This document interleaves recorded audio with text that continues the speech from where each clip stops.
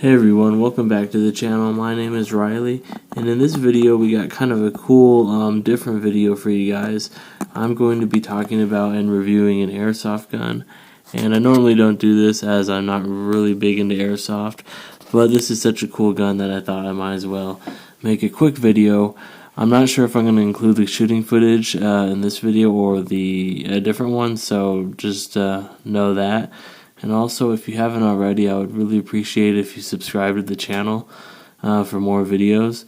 And like I said, I think I uploaded one video at least once a week, so yeah, there's that.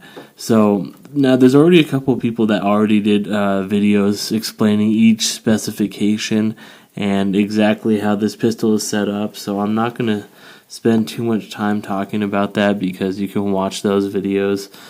And like I said, I'm not like an airsoft person, so I'm just going to give my point of view from a regular guy that likes shooting real firearms. My opinion on the Sig Sauer, the M17 by ProForce. So this is my opinion. Like I said, I don't know a lot about airsoft. I've played airsoft before, but it's not my main thing.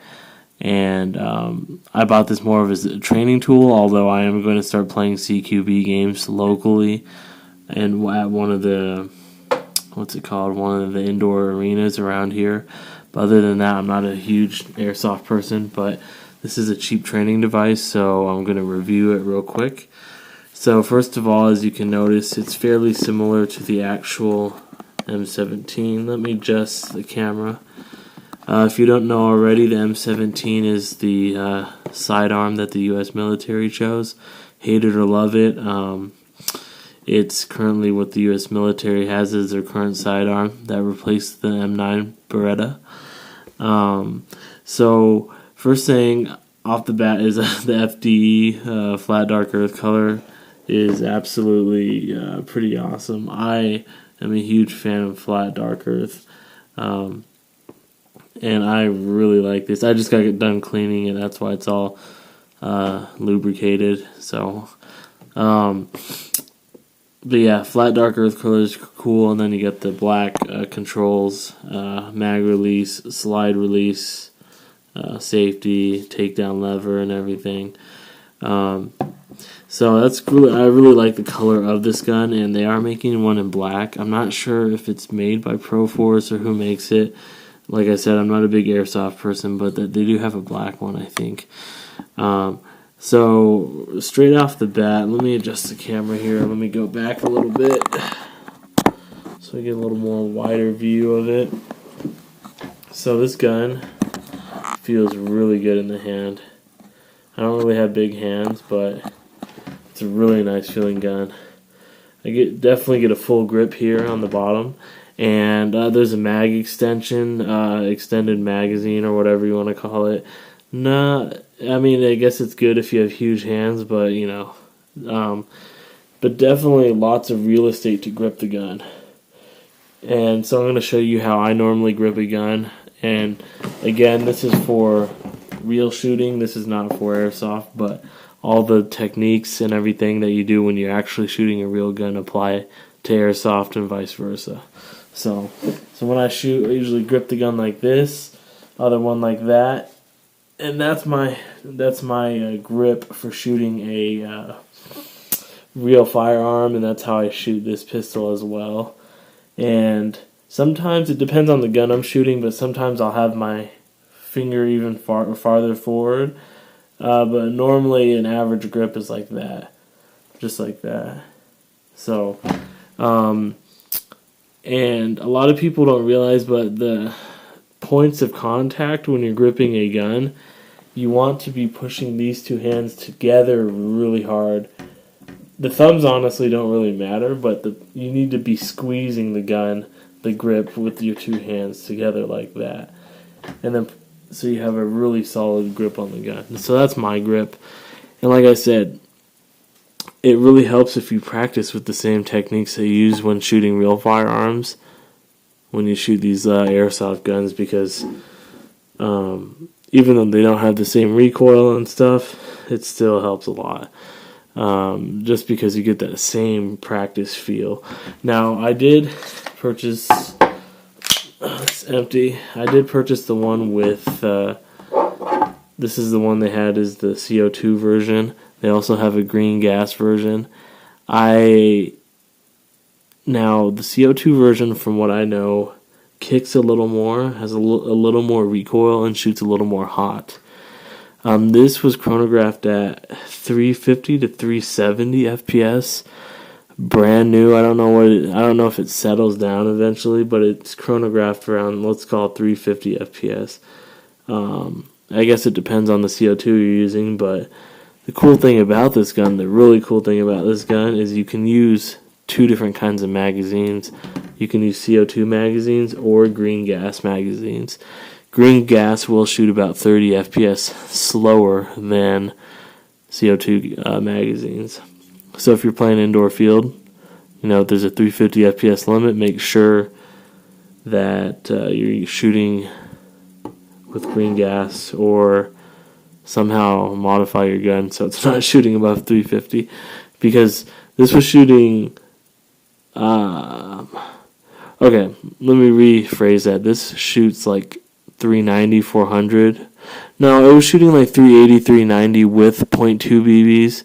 It was shooting like 350 with .25 heavier BBs.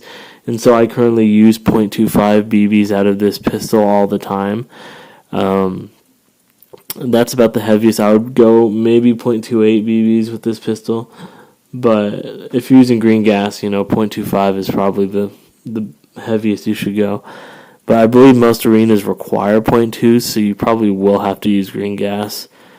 But I use .25's CO2 in this pistol just because I use it mostly for training. But if you're playing outdoor field, and it doesn't matter, 400 FPS limit, you can use a good old CO2. So I like the CO2 because it gives you more of a blowback feel, more of like an actual recoil. Like, for example, when I'm going to rack it and shoot it for you, it's completely empty. I'm just going to hold the gun like this so you can actually see the slide when I pull the trigger. You can actually hear and feel that there's a little recoil when you pull the trigger.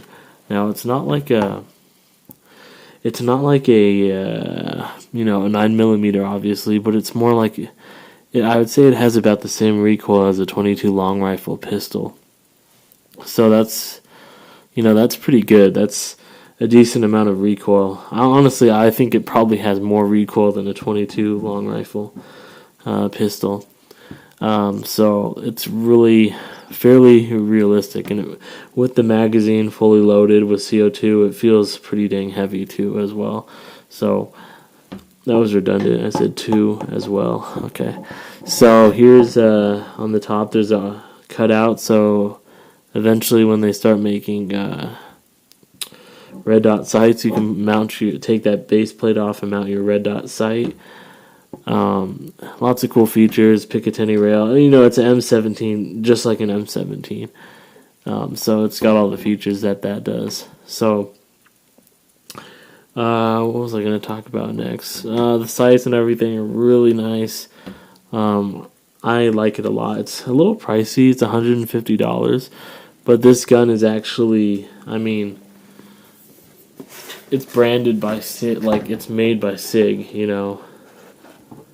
Well, actually, I don't know who makes it. All I know is Sig actually has a big hand in it. Like, Sig actually licensed it and everything like that. So, it's a very high-quality product. And if you guys know my channel, I love Sigs. I used to love Glocks, but then I became a Sig fanboy, so I'm a huge fan of Sigs.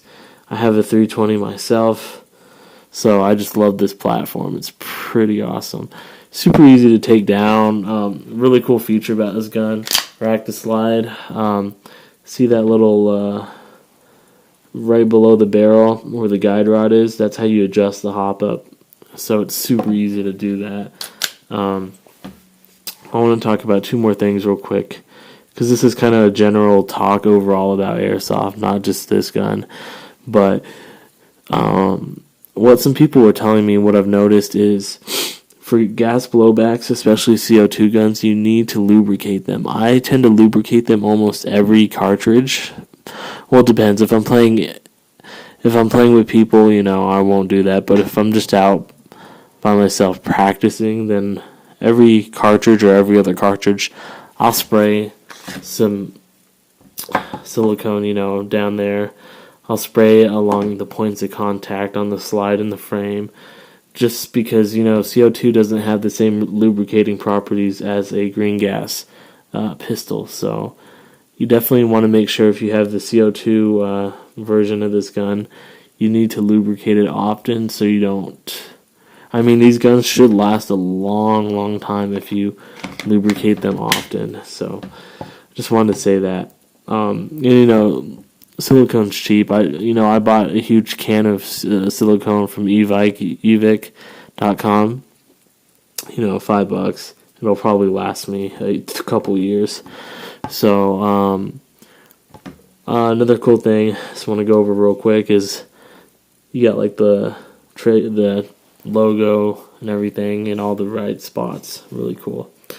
Last thing I want to talk about is, even if you don't play airsoft with people, this is a cool gun to have, because let's face it, most people cannot either afford or have the time to go to the range every week and shoot their firearm. So before I bought a 22 long rifle pistol similar to the one I carry, thinking that would be a cheaper alternative, and it is a cheaper alternative to 9mm. But I still have to go out to the range and stuff. And sure, I can stay out there longer with the 22 long rifle and shoot all day, but it still takes time, to go out there, gas, time. Some people have to drive over an hour to go to the shooting range. Versus this, you can do it in your backyard. Obviously, it's not this exact same as shooting, but, put out a target at 10 feet, 10 yards. Practice with this, same fundamentals, same techniques. If you can shoot good with the real firearm, you should be able to shoot good with this, and vice versa. It's the same principle. It's a great training device, and it's very cheap. These CO2 canisters are about 50 cents, and these can run about 100 to 120 rounds of BBs. And you can get like 10,000 BBs for like $10. And if eventually, if you get bored of training with this, you can go play against people, in arenas and stuff like that. So this is a great tool. I recommend it. I might do airsoft reviews in the future. I'm not totally sure, but if you're looking for an affordable, training tool, this is not a bad idea. And like I said, I have a P320. And it's a pretty similar to this, so it's like I'm training with what I already use, so it's pretty awesome. Thanks for watching the video, guys. Please subscribe to the channel if you're not already.